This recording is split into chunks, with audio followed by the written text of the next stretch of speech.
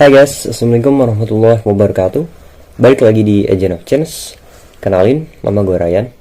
Kali ini gue ingin membahas tentang LLM atau Large Language Model, mulai dari pengertiannya hingga karakteristik-karakteristiknya. Nah, jadi apa itu LLM? LLM atau Large Language Model merupakan jenis model kecerdasan buatan yang dirancang untuk memahami dan menghasilkan teks mirip buatan manusia berdasarkan pada masukan yang diberikannya. Model-model ini dilatih pada sejumlah besar data yang bersumber dari buku, website, artikel, dan sumber-sumber lainnya, sehingga memungkinkan mereka untuk mempelajari pola bahasa, tata bahasa, konteks, hingga penerapan faktual. Nah, terdapat beberapa karakteristik utama yang dimiliki oleh Large Language Model sebagai berikut. Ciri yang pertama adalah skala. LLM biasanya dicirikan berdasarkan ukurannya. Hal ini merujuk kepada jumlah parameter yang terdapat dalam model. Model yang lebih besar umumnya memiliki kapasitas yang lebih besar untuk menangkap pola bahasa yang kompleks, namun memerlukan sumber daya yang signifikan untuk pelatihan dan inferensi. Selanjutnya, ciri yang kedua adalah arsitektur. Banyak LLM yang dibangun di atas arsitektur transformator, yang memungkinkan mereka memproses dan menghasilkan teks dengan cara mempertimbangkan konteks kata dalam sebuah kalimat.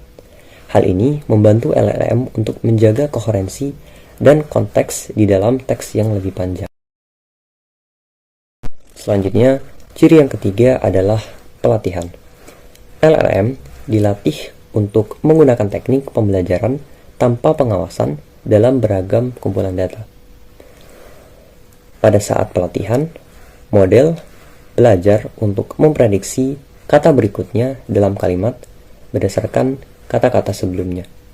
Hal ini memungkinkan LLM untuk menghasilkan teks yang koheren dan sesuai secara kontekstual. Selanjutnya, aplikasi atau penerapan.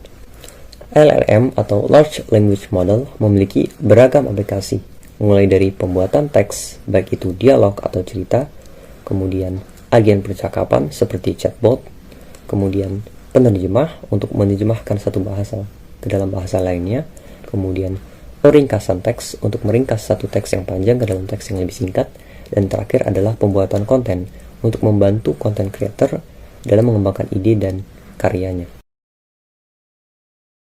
Nah, karakteristik selanjutnya adalah keterbatasan. Meskipun LLM sangatlah kuat dan serbaguna, namun sama seperti teknologi-teknologi lainnya, LLM juga memiliki keterbatasan, mulai dari keterbatasan pemahaman, di mana ia hanya mampu merespon sesuatu berdasarkan pada pola-pola yang dia pelajari sebelumnya. Yang kedua, ia juga sensitif terhadap masukan, di mana outcome-nya bergantung pada input yang diberikan, di mana bila inputnya sampah, maka output-nya juga sampah. Dan yang terakhir, ia juga memiliki resiko atau kecenderungan untuk menghasilkan bias bila terjadi kesalahan-kesalahan dalam pelatihan. Nah, jadi secara keseluruhan, LLM mampu membawa kemajuan yang signifikan pada pemrosesan bahasa alami, yang juga memungkinkan interaksi yang lebih baik antara manusia dengan komputer. Namun, meski demikian, pertimbangan etis dan penggunaan yang bertanggung jawab juga diperlukan untuk mengembangkan teknologi ini ke depannya. Oke guys, itu aja dari gua. Jangan lupa untuk klik like and subscribe, and see you in the next video.